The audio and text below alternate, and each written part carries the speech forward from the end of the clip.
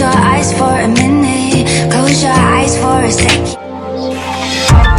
Hi Posh fam, welcome back to my channel, and we are going to be talking about all things married at first sight. Now we are at the pointy end of the weddings, guys. This is the final two weddings we're going to be talking about today. I know I did say I was going to be giving you guys weekly commentary of the summary. However, this is going to be the week where we have our first dinner party, and I'm pretty sure as these girls or contestants come together, or couples you might add, come together for the first time, there is going to be a lot of drama and firework, and I don't want to overload my recap and miss out on the juicy bits as it comes or relates to the dinner party, as well as the commitment ceremony that'll be happening sometime later this week. Now, so let's get into the talking points for the final two weddings at this stage, because we all know that sometime or somehow during this particular season, there's going to be intruders coming in who will be married as well. Now, before I get any further, thank you so much for subbing. If you're yet to subscribe, please hit the notification button, share this channel with your friends, subscribe, and I would also like to hear from you, and also comment, and please like the videos. With that said, let's get into all the talking points that were the final two weddings. So again, the expert decided they're going to introduce us to Julia. Julia is a consultant and confidence coach. I'm not sure, confidence consultant. I didn't know that was a deal. I probably might need some pointers or for my confidence boosting or charisma and confidence consultant. I thought definitely a job of the future with robots coming to take over our jobs as we know it. That is definitely a good gig. I'm going to write that down and see what I can come up with in terms of study courses for a charismatic flair, I would say. So Julia, an interesting one. She is bisexual, and she makes no apologies for her bisexuality, and she drums it down her neck. And this time, she actually has no idea or clue who she would be making a match with, because the expert decided they were going to work tirelessly between finding either a man or a woman for her.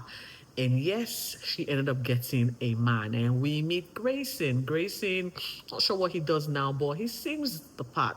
Cool looking guy, a surfer, lives in Queensland, once an AFL player, but retired early due to injuries.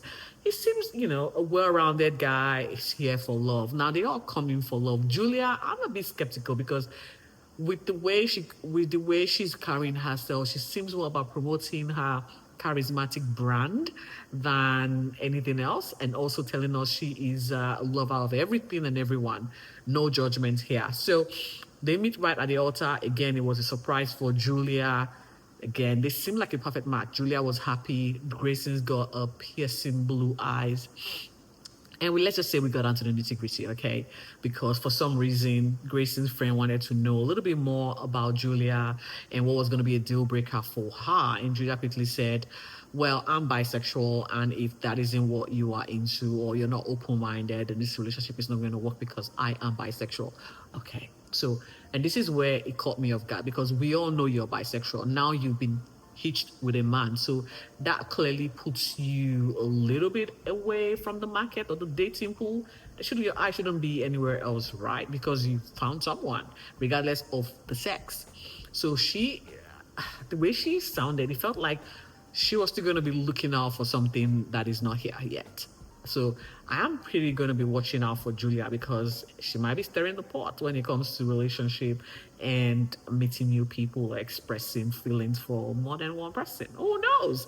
Let's just watch this space. I don't want to get ahead of myself. But turns out that Grayson is in fact very open-minded, and he saw nothing, to be surprised about when it comes to Julia's sexuality. So hey, we can't wait to catch up on them on the first dinner meet, because I'm pretty sure they're going to go off to their honeymoon.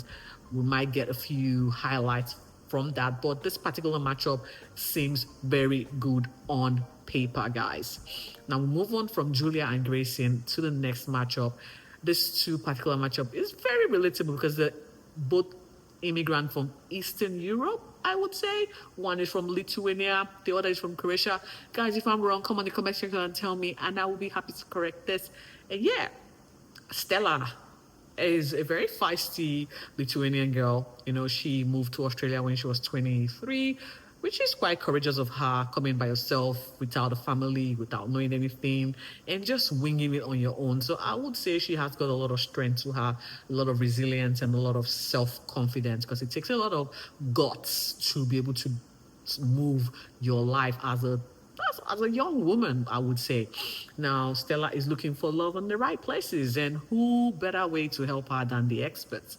And the experts decided we're going to pair her with some guy with similar characteristics in terms of heritage traits, decoration, by the name of Philip. Philip is also an immigrant. His parents moved to Australia when he was I think 9 months old, I think. So they seem good on paper. The interesting thing is Philip has got kind of a history. He is a YouTuber. He does self-help videos. He's a carpenter.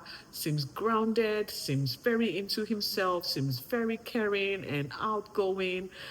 And yeah, fits the criteria for all of what Stella ticked in her search for a life partner.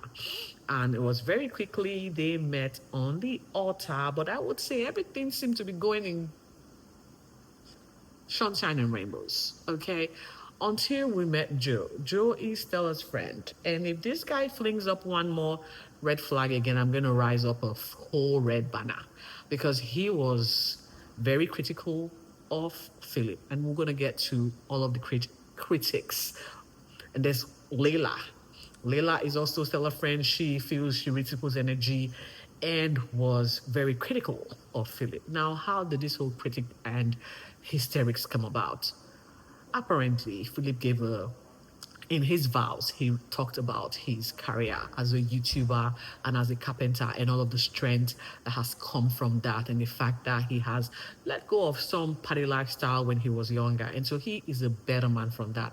Now, I can see why it is tacky that he said that in his vow. But guess what? We already know, because during his introduction, he also made mention of his career path. Now, I am not sure why Joe and Layla are on high alert.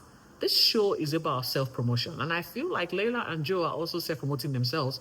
They took this 5 minutes of fame quite literally, because they couldn't wait to showcase their own talent. So they're giving Philip grief for being self-promotive, but here they are promoting themselves as well. Now, Joe flung this red banner of a critic on Philip, and to the point where I got exhausted. They did corner Stella to let her know that they are, a little bit wary of the fact that he's selling himself too much, and they feel he's not here for the right reasons. Is anyone else? I mean, this is a show. If you were looking for love, I think this might not be the first place too. But then, who am I to judge? And then Stella was like, well, I will take your consent on board. That wasn't enough. Layla, or later Stella's friend, decided she was going to corner Philip and have a heated conversation with this poor guy. This guy was actually trying to express himself, and she kept on saying, I can read your energy. You're a bit irritated, agitated. There's a lot going on with you. You need to calm down. And in my head, if I was Philip at that moment, I'm going to just walk away. I would walk off. But he held his cool, kept his own, and said, this is who I am. You have to know me. I'm self-expressive. I'm here for the right reasons. We're going to find this out. I'm not judging. Do I look like this matchup is made for TV? Quite literally. So I have no idea what's going on here, but we're going to obviously find out. It got to the part where there is the Lithuanian tradition where they have to drink vodka to celebrate long-lasting peace. Now, we know Philip is not a drinker. And part of his motivational speaking and charitable cause or personal project or heritage project is all about teaching people to live a better lifestyle, to live a better, healthy lifestyle without alcohol. And so he refused to take part in this particular tradition. Good on him for standing his ground. The rest of the team felt it was a sacrilege. He has done so much harm to the Lithuanian culture for refusing to drink. And I'm like, are we going to be here all day? But safe to say there's going to be a lot of drama brewing from this too. And this is where it ends, guys. I don't want to keep you guys going. I want you to come on the comment section to talk about what your what you feel or what you think or what your opinions are as it relates to Stella and Philip, as well as Julia and Grayson. I cannot wait to catch up with you guys very soon so we can talk about the first introduction at the dinner party. And let's get to see how the dynamics of the couple flow in one. A few glasses might be broken, a few alcohol will be thrown. Guys, it's going to be full on. And please join me. In the meantime, you are deserving. I'll see you soon. Bye bye.